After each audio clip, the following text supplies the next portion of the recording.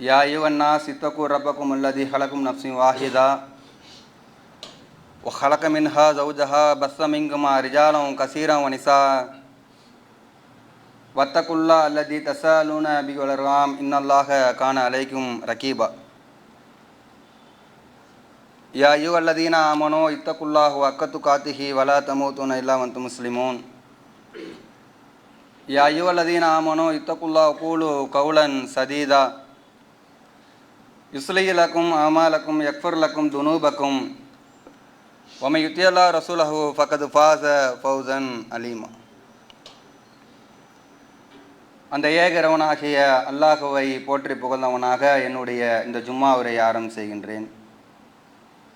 அந்த ஏக இறைவனின் சாந்தியும் சமாதானமும் வற்றாத கருணையும் நம் உயிருக்கும் மேலாக மதிக்கக்கூடிய நபிகள் நாயகம் ஸல்லல்லாஹு அலைஹி வஸல்லம் அவர்கள் மீதும் அவருடைய குடும்பத்தார்கள் மீதும் சத்தியத்தை தங்களுடைய வாழ்க்கை நெறியாக ஏற்றுக்கொண்டு அதை மக்கள் மத்தியில் எடுத்துரைத்த நபித்தோழர்கள் மீதும் சஹாபிய பெண்கள் மீதும் மேலும் குறிப்பாக நபி வழி அடிப்படையில் நடக்கக்கூடிய அந்த ஜும்மாவில் கலந்திருக்கக்கூடிய நம் அனைவர் மீதும் உண்டாகட்டும்.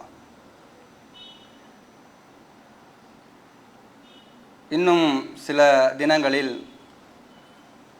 துல்ஹஜ் மாதத்தை நாம் அடைய இருக்கின்றோம். அந்த மாதத்தில் உலக மகா மாநாடாக ஹஜ் என்கின்ற ஒரு சமத்துவ மாநாடு நடக்க இருக்கிறது. அதே போல் உலகத்தில் இருக்கக்கூடிய முஸ்லீம்கள் ஹஜ் பெருநாள் என்கின்ற அந்த பண்டிகையை சந்தோஷமாக கொண்டாட இருக்கிறார்கள். இதுவெல்லாம் ஒரு மனிதன் தன்னுடைய வாழ்க்கையில் அவர் எந்த மாதிரியான தியாகத்தை செய்ததற்காகவும் அவரிடத்தில் இருந்த அந்த கொள்கை உறுதியினுடைய வெளிப்பாட்டு காரணமாக இறைவன் உலகம் அழிகின்ற நாள் வரைக்கும் வரக்கூடிய மக்களுக்கு அவங்களுடைய புகழை ஓங்கச் செய்வதற்காக ஏற்படுத்தி கொடுத்திருக்கிறான். அந்த மனிதர் இப்ராஹிம் அலைஹிஸ்ஸலாத்து வஸ்ஸலாம் அவர்கள்தான். நபி இப்ராஹிம் அலைஹிஸ்ஸலாத்து வஸ்ஸலாம் அவர்கள் இந்த உலகம் அழிகின்ற காலம் வரைக்கும் அவர்கள் வாழ்க்கையிலே என்னவெல்லாம் கடைபிடித்தார்களோ அவைகளை எல்லாம் இறைவன் நமக்கு என்ன பண்ணியிருக்கிறான், இந்த ஹஜ் என்கின்ற கிரியையிலும் அந்த துல்ஹஜ் மாதத்திலும் செய்ய வேண்டிய விஷயங்களை ஏற்படுத்தி கொடுத்துருக்கிறான். அது மட்டும் இல்லாமல் நாம் இஸ்லாத்தில் இருக்கிறோம்.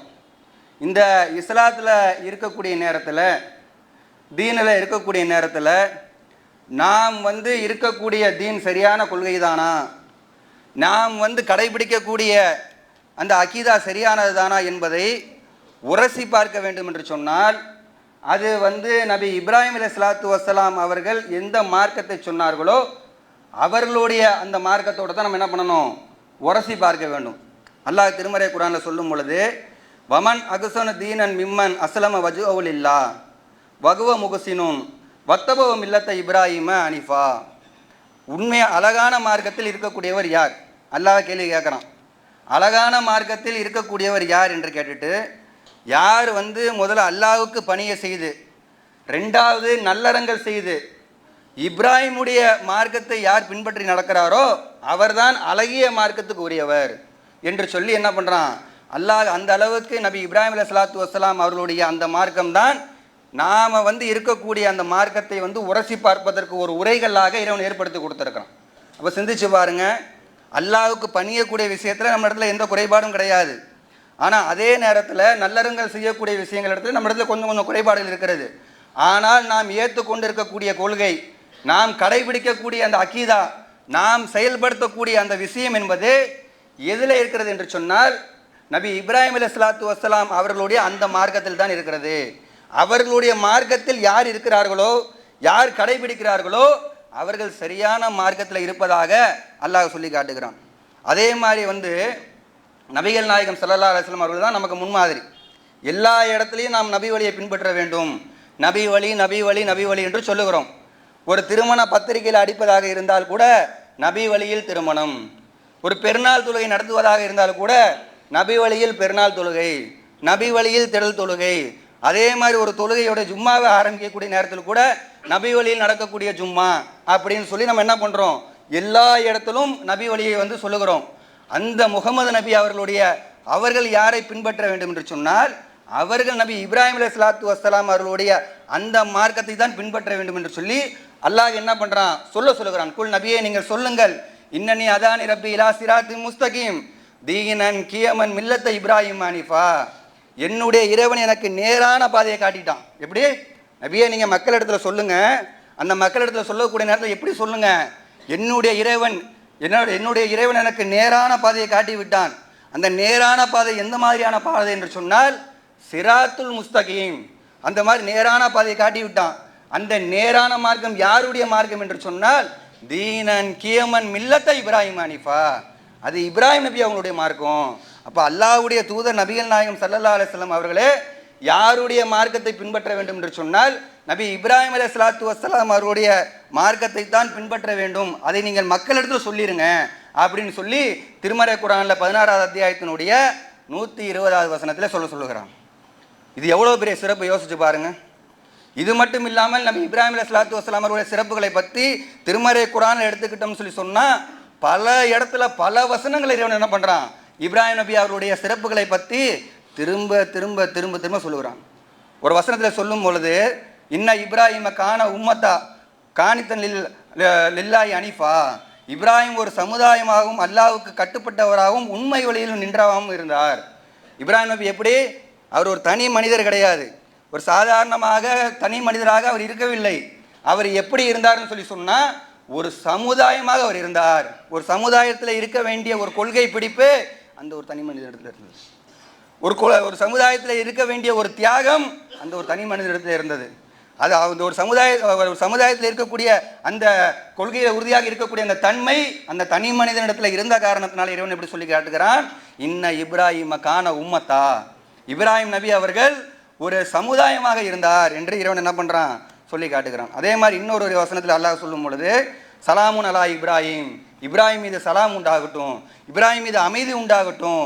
இன்னும் ஒரு வசனத்தில் அல்லாஹ் சொல்லும் பொழுது, வத்தகதல்லாஹு இப்ராஹிம கலீலா, இந்த இப்ராஹிம் என்று சொல்லக்கூடிய இந்த ஒரு மனிதர், இவர் என்னுடைய உற்ற தோழர். ஒரு மனிதன், சாதாரண மனிதனாக இருந்தவர் யாருக்கு ஃப்ரெண்டாக இருக்கிறார், யாருக்கு உற்ற தோழராக இருக்கிறார், அல்லாஹ்வுக்கு உற்ற தோழராக இருக்கிறார். நம்ம கலீல்னு சொல்லி சொன்னால் உற்ற தோழர்னு அர்த்தம் வைக்கிறோம், அதையும் தாண்டி அவ்வளோதான் வைக்க முடியும். அதுக்கு மேலே போயிடுச்சுன்னா சிரிக்கா போயிடும். அதனால நம்ம என்ன பண்ணுறோம், கலீல்னு சொல்லி சொன்னால் உற்ற தோழர், இவர் தான் எனக்கு எல்லாம் அப்படிங்கிற ஒருத்தர் சொல்லுவோம்ல, இவர் தான்ப்பா எனக்கு எல்லாம், அந்த மாதிரி இறைவன் என்ன பண்ணுறான்னு சொல்லி சொன்னால் இப்ராஹிம் என்று சொல்லக்கூடியவர் உற்ற தோழராக எனக்கு இருக்கிறார் என்று சொல்லி இறைவன் என்ன பண்ணுறான், பல வசனங்களில் சிலாய்த்து சொல்லுகிறான். ஒவ்வொரு நாளும் நாம் தொழுகையில் நபிகள் நாயகம் ஸல்லல்லாஹு அலைஹி வஸல்லம் அவர்களுக்காக அத்தையாத்தில் என்ன பண்ணுறோம், ஸலவாத் ஓதுகிறோம். பாங்கு சொல்லி முடித்த உடனே என்ன பண்ணுறோம், நபிகள் நாயகம் ஸல்லல்லாஹு அலைஹி வஸல்லம் அவர்களுக்காக ஸலவாத் ஓதுகிறோம். அந்த ஸலவாத்தை அல்லாஹ்வுடைய தூதர் நபிகள் நாயகம் ஸல்லல்லாஹு அலைஹி வஸல்லம் அவர்கள் மக்களுக்கு கற்றுக் கொடுக்கக்கூடிய நேரத்தில் எப்படி கற்றுக் கொடுக்குறாங்கன்னு சொல்லி சொன்னால், இறைவா, இப்ராஹிம் அவர்களின் மீது நீ கருணை புரிந்தது போல் முகமதன் மீதும் நீ அவங்களுடைய குடும்பத்தார்கள் மீதும் நீ கருணை புரிந்து விடு. அதே மாதிரி இப்ராஹிம் நபி மீதும் அவருடைய குடும்பத்தார்கள் மீதும் நீ பரக்கத் செய்தது போல் அல்லாஹும்ம சல்லி அலா முகமதின் வாலாலி முகமதின் கமா சல்லைத்த அலா இப்ராஹிம வாலாலி இப்ராஹிம இன்னக ஹமீதுன் மஜீத், அல்லாஹும்ம பாரிக் அலா முகமதின் வாலாலி முகமதின் கமா பாரக்த அலா இப்ராஹிம வாலாலி இப்ராஹிம இன்னக ஹமீதுன் மஜீத். இப்ராஹிம் நபி அவர்கள் மீதும் அவருடைய குடும்பத்தார்கள் மீதும் நீ எப்படி உன்னுடைய அருள் வளத்தை பொழிந்தாயோ அதே போல முகமது நபி அவர்கள் மீதும் அவருடைய குடும்பத்தார்கள் மீதும் அருள் வளத்தை பொழிவாயாக என்று சொல்லி ஒவ்வொரு நாளும் உலகத்தில் இருக்கக்கூடிய முஸ்லீம்கள் அத்தனை பேருமே தொழுகையில் 5 வக்து தொழுகையில் நம்ம என்ன பண்ணுறோம், துவா செய்கிறோம். அதே மாதிரி பாங்கு சொல்லி முடித்த பிறகு என்ன பண்ணுகிறோம், துவா செய்கிறோம். அப்போ இந்த அளவுக்கு இப்ராஹிம் நபி அலைஹிஸ்ஸலாம் அவருடைய சிறப்புகளை பற்றி சொல்லி கொண்டே போகலாம். அந்த அளவுக்கு இப்ராஹிம் நபி அவங்களுடைய சிறப்புகள் ஏராளமாக இருக்கிறது. இன்னும் சொல்வதாக இருந்தால் கொஞ்சம் முன்னாடி வந்துங்க, நிற்கிறாங்க பின்னாடி, கொஞ்சம் முன்னாடி வந்துடுங்க.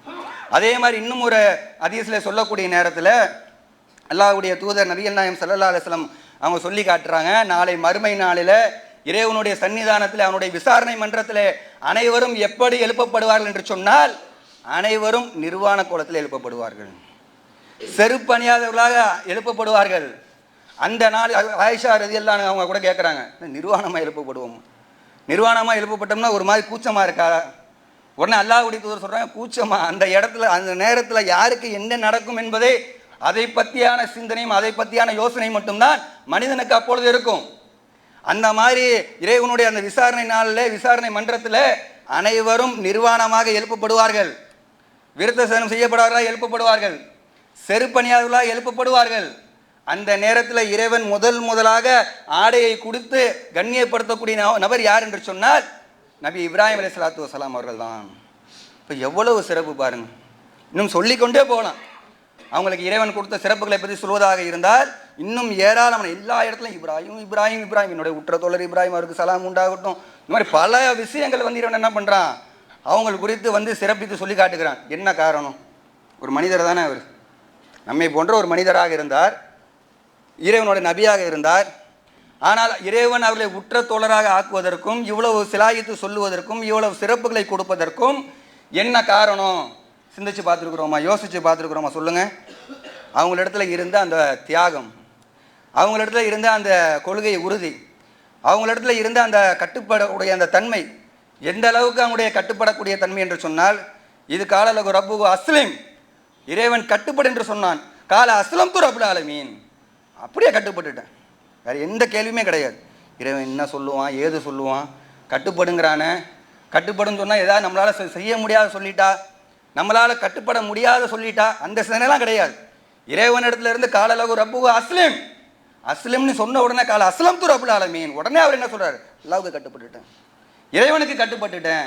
அப்படி கட்டுப்பட்டு தான் என்ன பண்ணுறாருன்னு சொல்லி சொன்னால், இறைவன் வந்து பல கட்டளைகள் மூலம் சோதிக்கக்கூடிய நேரத்தில் எல்லா சோதனைகளையும் முடித்து காட்டினார். அதை இறைவனே சொல்லி காட்டுகிறான். எப்படி சொல்லி காட்டுகிறான்?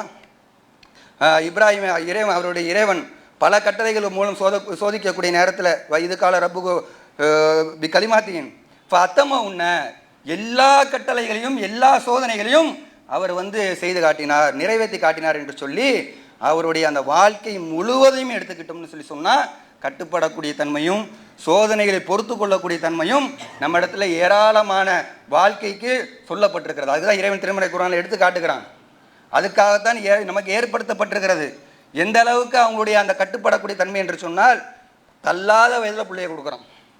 நமக்கெல்லாம் யோசிச்சு பாருங்கள், கொஞ்சம் வருஷம் திருமணமாகி 2 வருஷம் பிள்ளை இல்லைன்னு சொல்லி சொன்னால் எப்படி இருக்கும்?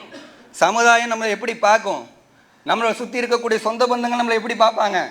ஆனால் வந்து பல வருடமாக அவள் திருமணம் நடந்து பல ஆண்டு காலமாக அவங்களுக்கு பிள்ளை கிடையாது. தள்ளாத வயதில் இறைவன் என்ன பண்ணி காட்டுறான், ஒரு பிள்ளையை கொடுக்குறான்.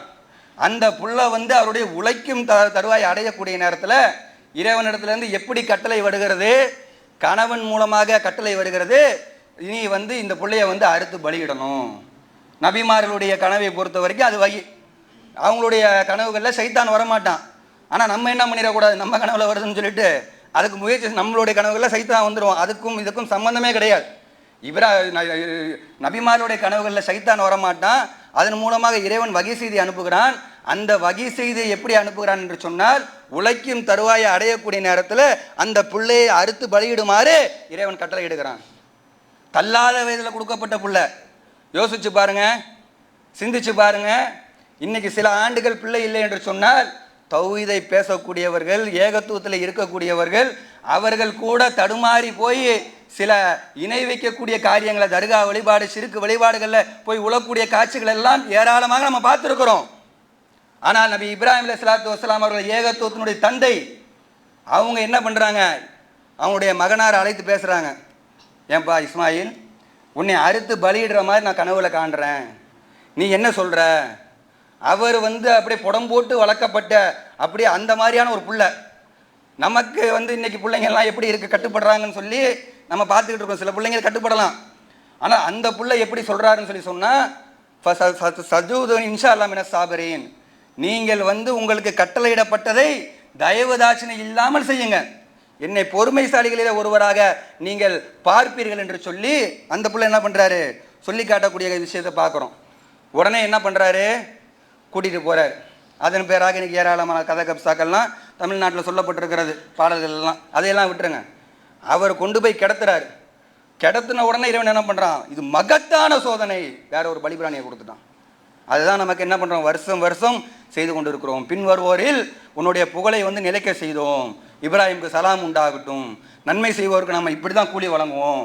அப்போ அல்லாஹ்வே பூரித்து சொல்லக்கூடிய அளவுக்கு அவருடைய செயல்பாடுகள் இருந்துச்சு. அதான் விஷயம். கொண்டு போய் கிடத்துறாரு. கிடத்தின உடனே இறைவன் என்ன பண்ணுறான், அறுக்கிறதுக்கு முற்படக்கூடிய நேரத்தில் கூட உடனே இறைவன் என்ன பண்ணிடுறான், இது மகத்தான சோதனைப்பா, இந்த மாதிரி ஒரு டெஸ்ட் வேறு யாருக்கும் வச்சது கிடையாது, இந்த சோதனை நீ வென்று காட்டிட்ட, உனக்காக ஒரு பலி பிராணியை நான் இறக்குறேன், அதற்கு பகரமாக ஒரு பலி பிராணியை இறைவன் என்ன பண்ணுறான், பகரமாக்குகிறான். சொல்லிட்டு சொல்கிறான், பின் வருவக்கூடியவர்களுக்கு உன்னுடைய இந்த புகழை நம்ம என்ன பண்ணுவோம், ஓங்க செய்வோம், ஒழிக்க செல்வோம் அப்படின்னு சொல்லி என்ன பண்ணுறாரு, அவரை வந்து இறைவன் சொல்லக்கூடிய காட்சிகளை பார்க்குறோம். பின் வரக்கூடிய மக்களுக்கு நாம் ஒழிக்க செய்வோம், நன்மை செய்யக்கூடியவர்களுக்கு நாம் என்ன பண்ணுவோம், அதிகமாக கூலி வழங்குவோம். இது மட்டுமா, இதே வந்து இஸ்மாயில் அலைஹிஸ்ஸலாம் அவர்கள் தள்ளாத வயதில் கிடைக்கக்கூடிய அந்த பிள்ளைய இறைவன் என்ன பண்ணுறான், கொண்டு போய் பாலைவனத்தில் விட சொல்கிறான். யோசிச்சு பாருங்கள். நாம் இன்றைக்கெல்லாம் வெளியில் போகிறோம், ஒரு பீச்சுக்கு போகிறோன்னு வச்சுக்கிறோங்க, குழந்தைய கூட்டிகிட்டு போகிறோம், என்னென்னவெல்லாம் கேட்போம், பேக் எடுத்து வச்சுட்டியா, பால் பாட்டில் எடுத்துட்டியா, பிஸ்கட் எடுத்துட்டியா, ஸ்நாக்ஸ் எடுத்துட்டியா, துப்பட்டி எடுத்துட்டியா, என்னென்ன விஷயங்கள், வாட்டர் பாட்டில் எடுத்துட்டியா, எல்லாத்தையும் கேட்போம். ஆனால் இறைவனிடத்துலேருந்து ஒரு கட்டளை வருகிறது, நீ கொண்டு போய் உன்னுடைய பிள்ளையை வந்து அங்கே விடு. எதுக்காக விட சொல்கிறான் இறைவன், அவங்க வந்து தொழுகையை நிறைவேற்றுவதற்காக. 14வது அத்தியாயத்தினுடைய 37வது வசனத்தில் அவர் கேட்கக்கூடிய அந்த துவாவிலிருந்து தெரிகிறது, வேற எதுக்கும் கிடையாது. அந்த மக்கள் வந்து அவங்க மனைவியும் பிள்ளையும் தொழுகையை நிலைநாட்டுவதற்காக இறைவன் என்ன பண்ணுறான், கொண்டு போய் வனாந்தரமாக இருக்கக்கூடிய பொட்ட வெளிக்காடுல ஆள் சஞ்சாரங்கள் இல்லாத அந்த இடத்துல, எந்த விதமான உணவுகளும் கிடைக்காத அந்த பாலைவனத்தில் கொண்டு போய் விட சொல்கிறான். அதுக்கும் தயார், அதுக்கும் நான் ரெடியாக இருக்கிறேன். இறைவனிடத்துலேருந்து கட்டளை வந்துருச்சுன்னு சொல்லி சொன்னால் அதை உடனடியாக நிறைவேற்றுவதில் நபி இப்ராஹிம் அலைஹிஸ்ஸலாத்து வஸ்ஸலாம் அவர்கள் இருந்தாங்க. கொண்டு போய் விடுறாங்க. விட்டதுக்கு அப்புறம் தான் துவா செய்கிறாங்க. எப்படி துவா செய்கிறாங்க, எங்கள் இறைவா, எனது சந்ததிகளை உனது புனித ஆலயத்துக்கு அருகிலே விவசாயத்திற்கே தகுதி இல்லாத பள்ளத்தாக்கில் விட்டுட்டேன். எதுக்காக, அவர்கள் தொழுகை நிறைவேற்றுவதற்காக குடியமர்த்தி விட்டேன். எனவே எங்கள் இறைவா, மனிதர்கள் சிலருடைய உள்ளங்களை வந்து இவங்களை நோக்கி திருப்பு, அவங்கள வந்து நன்றி செலுத்துவதற்காக இவங்களுக்கு வந்து கனிகளை நீ உணவாக வழங்கு. இப்போ வேறு எதுக்காக பொட்டல் வெளியில் இன்னைக்கு அதுதான் வந்து மக்காவாக மாறி பல லட்சக்கணக்கான மக்கள் வந்து கூடக்கூடிய அந்த இடமாக மாறி இருக்கிறது. அப்போ சிந்திச்சு பாருங்க. அப்போ இறைவன் புறத்துலேருந்து ஒரு கட்டளை வந்த உடனே அதை உடனடியாக வந்து நிறைவேற்றுவதற்கு நபி இப்ராஹிம் அலைஹிஸ்ஸலாத்து வஸ்ஸலாம் அவர்கள் தயாராக இருந்தார்கள். அதை நடைமுறைப்படுத்தியும் காட்டினார்கள். அதனால தான் இறைவன் என்ன பண்ணுறான், அதை பற்றி பூரித்து சொல்கிறோம். மிகப்பெரிய சோதனை, இந்த சோதனை நீ நிறைவேற்றிட்ட, உன்னோட கட்டளையெல்லாம் நீ வந்து எல்லாத்தையும் என்ன பண்ணிட்ட, நீ நிறைவேற்றிட்ட. அதனால தான் என்னை உற்ற தோழராகவும் இறைவன் ஆக்குறான். சும்மா சாதாரண ஆட்டில் ஆக்குவானா? இன்றைக்கி நமக்கெல்லாம் வந்து வழங்கப்பட்டிருக்கக்கூடிய அந்த கட்டளையில் எல்லாத்தையும் நாம் வந்து சரியான முறையில் கடைபிடிக்கிறோமான்னு கேட்டால் கடைபிடிப்பது கிடையாது. ஒரு சோத்தை பார்த்துட்டா கூட நம்முடைய கொள்கையில் ஆட்டம் காண்டு விடுகிறது. ஆனால் நபி இப்ராஹிம் அலைஹிஸ்ஸலாத்து வஸ்ஸலாம் அவர்கள் கொள்கைக்காக என்ன பண்ணுறாங்க, தன்னுடைய குடும்பத்தாரை எதிர்க்கிறாங்க, தன்னுடைய சமுதாயத்தை எதிர்க்கிறாங்க, ஊர் மக்களை எதிர்க்கிறாங்க, ஒரு படி மேலே போய் மன்னனை கூட எதிர்க்கிறார்கள். அந்த அளவுக்கு அவங்களிடத்துல கொள்கை வெறி, அந்த கொள்கை உறுதி ஊறி போயிருந்துச்சு. எந்த அளவுக்குன்னு சொல்லி சொன்னால், தன் தந்தை இடத்துல வந்து பிரச்சாரம் பண்ணுறாங்க. இது காலலி அபி யாபத்தி, என்னுடைய அருமை தந்திய, லிமா தாகுபது மாலா எஸ்மோ வலா யுபுசிறு வலா யுகுனி அன்கஷையா, என்னுடைய தந்தையே செவியுறாத பார்க்காத எந்த பயனும் அளிக்க முடியாத போய் வணங்குறீங்களே அப்படின்னு சொல்லி சொல்கிறார். எப்படி இருக்கும்? நீ போய் கபர் வணக்கத்தில் இருக்கக்கூடிய நம்ம சொந்த பந்தங்கள் இடத்துல இந்த மாதிரி வந்து சொன்னோம்னு சொல்லி சொன்னால் நமக்கு அன்னைக்கு நம்ம இருப்போமா அப்படின்னு இப்போ இருக்கலாம். இப்போ நிறையா மக்கள் இடத்துல தௌஹீதினுடைய அந்த பிரச்சாரம் போய் சேர்ந்துருச்சு. ஒரு 25 ஆண்டுகளுக்கு முன்னாடி 30 ஆண்டுகளுக்கு முன்னாடி இந்த மாதிரி வந்து அவர் பார்க்க மாட்டாருன்னு சொன்னாலே கோபம் வந்துடும், அவர் கேட்க மாட்டாருன்னு சொன்னாலே கோபம் வந்துடும், அவர் செத்து போயிட்டாருப்பா, பணம்ப்பா, அவர் மையத்துப்பா அப்படின்னு சொன்னாலே என்ன ஆயிரும், வீட்டில் சோத்துல கூட வசம் வச்சுருவாங்க. அந்த மாதிரியான நிலைமையெல்லாம் இருந்த காலகட்டம். ஆனால் நபி இப்ராஹிம் அலைஹிஸ்ஸலாத்து வஸ்ஸலாம் அவருடைய காலகட்டம் எப்படி, ரொம்பவுமே கொடுமையான காலகட்டம். அவர்கள் போய் தந்தை இடத்துல பிரச்சாரம் செய்கிறாங்க. பார்க்காத கேட்காத எந்த விதமான நல்லது கெட்டதும் உங்களுக்கு செய்ய முடியாத போய் வணங்குறீங்களே. மறுபடியும் சொல்கிறாங்க, யா அபத்தி இன்னைக்கு அது ஜானி மினல் இல்ம், என்னுடைய அருமை தந்தையே, உங்களுக்கு கிடைக்காத அறிவு ஞானம் எனக்கு கிடைத்துள்ளது, எனவே என்னை பின்பற்றுங்க, உமக்கு நேரான பாதையை நான் காட்டுகிறேன் இப்படின்னு சொல்ல முடியாது. பொதுவாகவே பிள்ளைகளாக இருக்கக்கூடிய நாம் தந்தை இடத்துல உங்களுக்கு அறிவு கிடையாது, எனக்கு தான் அறிவு இருக்குதுன்னு சொல்லி சொன்னால் ஒத்துக்குவாங்களா? தகப்பனார் ஒத்துக்குவாரா? நான் பார்த்த சுல்லானின்னு நான் பெற்று போட்டவன், நீ என்ன இடத்துல இப்படி பேசுறியான்னு சொல்லி என்ன பண்ணுவாங்க, கடுமையாக பேசக்கூடிய அளவுக்கு தான் நிலைமை இருக்கும். ஆனால் நபி இப்ராஹிம் அலைஹிஸ்ஸலாத்து வஸ்ஸலாம் அவர்கள் தந்தை இடத்துல எப்படி பிரச்சாரம் பண்ணுறாங்க, உங்களுக்கு கிடைக்காத அந்த கல்வி ஞானம் இறைவன் எனக்கு கொடுத்துருக்கிறான், என்னை நபியாக ஏற்றுக்கொள்ளுங்கள், என்னை பின்பற்றுங்கள், உங்களுக்கு நேரான பாதையை சவியா சிராத் நேரான பாதையை உங்களுக்கு நான் காட்டுகிறேன் என்று சொல்லி இப்ராஹிம் அலைஹிஸ்ஸலாம் என்ன பண்ணுறாங்க, தந்தை இடத்துல ஏகத்துவ பிரச்சாரத்தை உறக்க சொல்லுகிறார்கள்.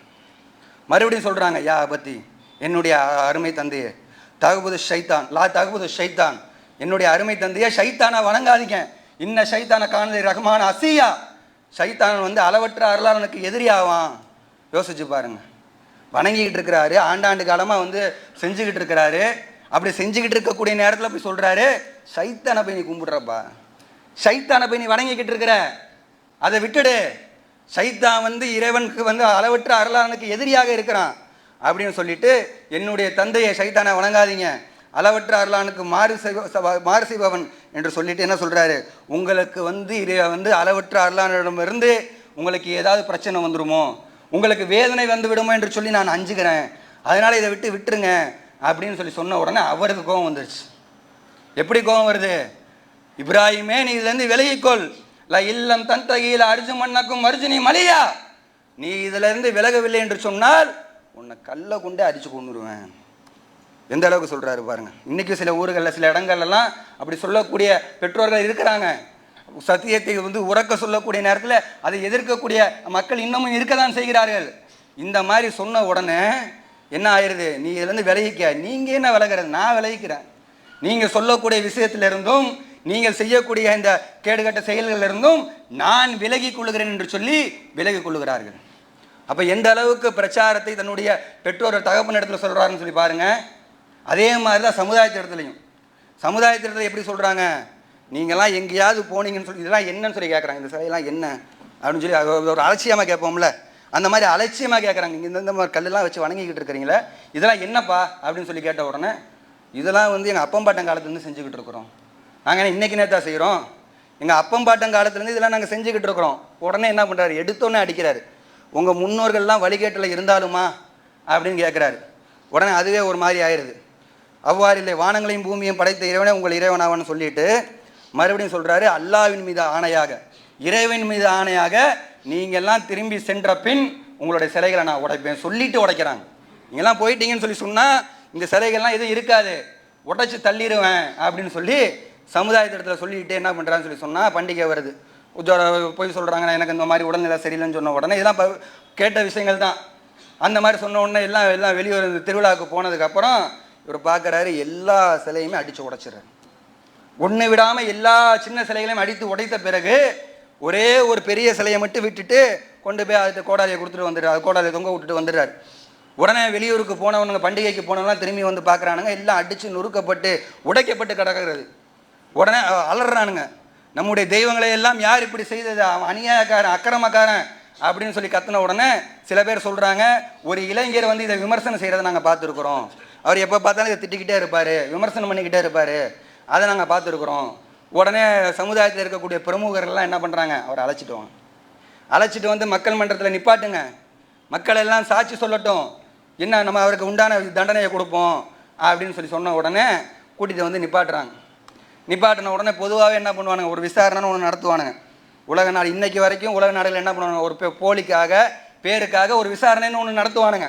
அந்த மாதிரி வந்து விசாரணை நடத்துகிறாங்க, இவர் சதாம் ஹுசேனை போடுறதுக்கு முன்னாடி ஒரு விசாரணை தண்டனை கொடுத்தோம் அப்படின்னு நடத்துனானுங்களே, அந்த மாதிரி அன்னைக்கு இருக்கக்கூடிய ஒரு பிரமுகர்கள்லாம் என்ன பண்ணுறாங்கன்னு சொல்லி சொன்னால், இப்ராஹிமே நீ தான் இந்த சிலையெல்லாம் உடைச்சிட்டியாப்பா அப்படின்னு கேட்ட உடனே அவர் ஆமான்னு சொல்லலை, இல்லைன்னு சொல்லலை. உடனே என்ன சொல்கிறாரு, இந்த பெரிய சிலை உடைச்சிருக்குன்னு நினைக்கிறேன், அது கையில் தான் கோடாலி தொங்குது, அதுட்டு வேணுமா கேட்டு பாருங்களேன் அப்படிங்கிறாரு. உடனே சுதாரிச்சிடுறானுங்க. என்ன சுதாரிக்கிறானுங்க, நாம தான் இதை வணங்குறது மூலமாக ஏதோ பாவம் பண்ணிட்டோமா, அநியாயம் பண்ணிட்டோமா அப்படின்னு அவனுக்குள்ளே ஒரு குழப்பம் வருது. குழப்பம் வந்த உடனே என்ன சொல்கிறானுங்க, சரி அதெல்லாம் அப்புறம் இருக்கட்டும், நம்ம தெய்வங்களை இப்படி ஆக்கணும்னு சும்மா விடக்கூடாது அப்படின்னு சொல்லிட்டு உடனே என்ன பண்ணுறானுங்க, மறுபடியும் வந்து அந்த வாதத்தை வந்து விசாரணை கண்டினியூ பண்ணுறானுங்க. ஏன்பா இப்ராஹிம், இதெல்லாம் பேசாதுன்னு உனக்கு தெரியாதா? அந்த நேரத்தில் அவருக்கு பயம் கிடையாது. அந்த நேரத்தில் அவருக்கு வந்து இந்த மாதிரி மக்கள்லாம் திரண்டு நமக்கு எதிராக நிப்பாட்ட ஒரு ஸ்டேஷனுக்கு போயிட்டா கூட மக்கள்லாம் நமக்கு எதிராக திறந்தாங்கன்னா நமக்கு எவ்வளோ ஒரு இது இருக்கும், பயம் இருக்கும். எந்த விதமான அச்சமும் இல்லாமல் அவர் அந்த நேரத்தில் என்ன பண்ணுறாருன்னு சொல்லி சொன்னால், துஃபியில் கட்சி வெக்கமா இல்லை, பேசாதுங்கிற, ஏதும் செய்யாதுங்கிற, இதை போய் வணங்குறிய அப்படின்னு சொல்லி சொன்ன உடனே பார்க்குறானுங்க, உங்களுடைய தெய்வங்களுக்கெல்லாம் நீங்கள் உதவுவதற்காக நெருப்பை மூட்டுங்க, இவரை நெருப்பை தூக்கி போட்டு உங்களுடைய தெய்வங்களுக்காக நீங்கள் உதவி செய்யுங்கள். அப்போ கூட தெய்வங்கள் செய்யாது. தெய்வத்துக்கு யார் தான் உதவி செய்யணும்? இவனுக்கு தெய்வத்துக்காக உதவி செய்யுங்கள் என்று சொல்லி மக்களை எல்லாம் திரட்டி நெருப்பை மூட்டி அதில் நபி இப்ராஹிம் அலைஹிஸ்ஸலாத்து வஸ்ஸலாம் அவர்களை தூக்கி போடுறாங்க. தூக்கி போட்டதுக்கப்புறம் இறைவன் புறத்துலேருந்து எப்படி வருகிறது? சலாமுன் அலா இப்ராஹிம் வரதன், இதாவது நெருப்பை இப்ராஹிமுக்கு நீ குளிர் தரக்கூடியதாகவும் பாதுகாப்பாகவும் ஆக்கிவிடு என்று சொல்லி இறைவன் என்ன பண்ணுறான்? நபி இப்ராஹிம் அலைஹிஸ்ஸலாத்து வஸ்ஸலாம் அவர்களை காப்பாற்றக்கூடிய இந்த நிகழ்வை நாம் பல நேரங்களில் நம்ம கேட்டிருக்கிறோம். அப்போ எந்த அளவுக்கு அவங்களுடைய அந்த பிரச்சாரம், அந்த கொள்கை உறுதி இருந்த காரணத்தினால தான் மக்கள் எல்லாம் திரண்டால் கூட, குடும்பத்தார்கள் எதிர்த்தால் கூட, மன்னனை எதிரில் நின்றால் கூட அவங்க சொல்லக்கூடிய அந்த சத்திய கொள்கையில, சத்திய பிரச்சாரத்தில் தீர்க்கமாக இருந்தார்கள், தெளிவாக இருந்தார்கள். ஃபஸ்தக பிமா தூமர் என்று சொல்லி போட்டு உடைக்கக்கூடியவர்களாக இருந்தார்கள்.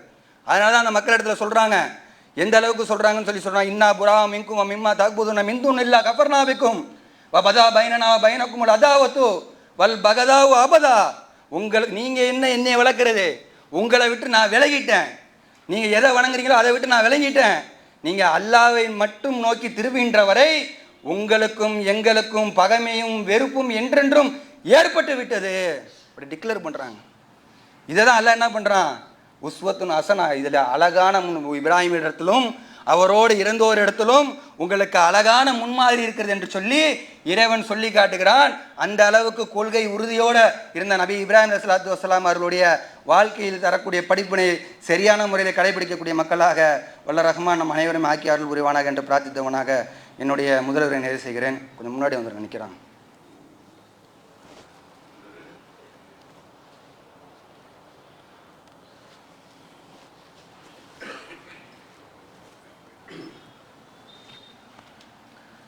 அல்ஹம்துலில்லாஹ்.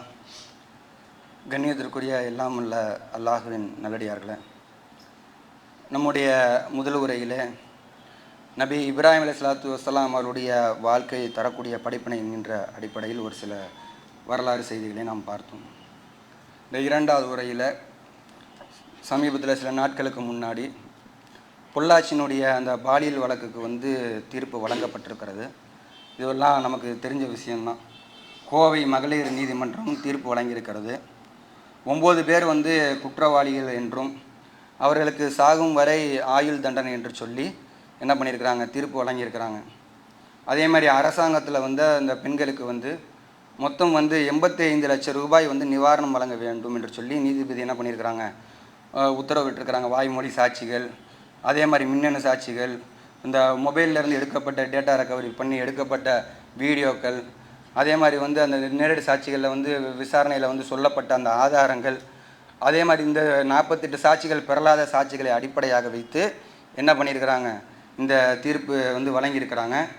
அதே நேரத்தில் இந்த தீர்ப்பு நம்ம இஸ்லாத்தினுடைய பார்வையில் எடுத்துக்கிட்டோம்னு சொல்லி சொன்னால், இந்த தீர்ப்பு பத்தாது. நம்ம பல காலமாக சொல்லிக்கிட்டு தான் இருக்கிறோம். இஸ்லாமிய அந்த ஆட்சி முறை, இஸ்லாமிய அந்த மரண தண்டனை கொடுக்கக்கூடிய விஷயம், இந்த மாதிரியான பாலியல் குற்றத்தில் ஈடுபடக்கூடியவங்களுக்கு மரண தண்டனை கொடுக்கக்கூடிய அந்த தீர்வு தான் சரியானது, மரண தண்டனை ஒன்று மட்டும்தான் இதற்கு சரியான தீர்வு என்று சொல்லி நம்ம என்ன பண்ணிக்கிட்டு இருக்கிறோம்? ஏற்கனவே சொல்லிக்கிட்டு இருக்கிறோம். ஆனால் அதே நேரத்தில் இன்னொரு விஷயமும் இன்னொரு கருத்தும் வலைதளத்தில் அதிகமாக பதிவு செய்யப்பட்டு கொண்டு இருக்கிறது. இந்த பெண்கள் ஏன் அங்கிட்டு போனாங்க அப்படின்னு சொல்லி, அதுவும் ஒரு விதமான ஒரு கருத்து தான். இப்போ என்ன விஷயம்னு சொல்லி சொன்னால், இவங்களுக்கு தண்டனை கொடுக்கணும், இவங்களுக்கு தண்டனை கொடுக்கப்பட்டதுக்கு பிறகு உடனே இதுக்கு தீர்வு கிடச்சிருச்சா, இதுக்கப்புறம் எதுவுமே நடக்காதா என்று கேட்டால் அப்படி கிடையாது.